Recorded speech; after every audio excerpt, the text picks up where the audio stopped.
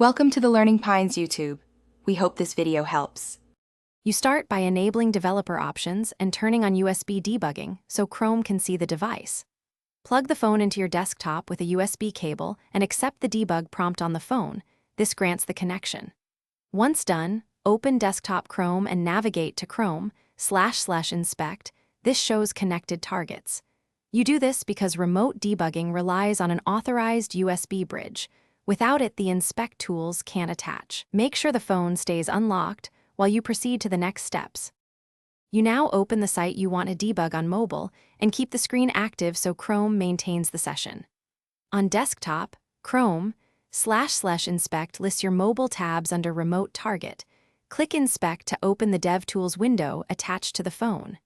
From here, you can modify HTML, run console commands, and throttle network or emulate device metrics. Use the network and performance panels to diagnose mobile-specific issues because they reveal real timing, resource size, and to finish, close the DevTools session and safely disconnect the phone. Revoke USB debugging if you want to restore stricter security. If the device does not appear, replug or switch USB modes to file transfer, restart a DB via the desktop or relaunch Chrome. This fixes most handshake issues.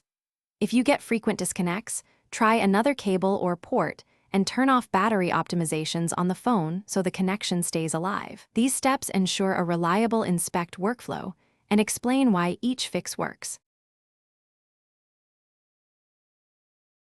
Thanks for watching. Consider subscribing if we helped you.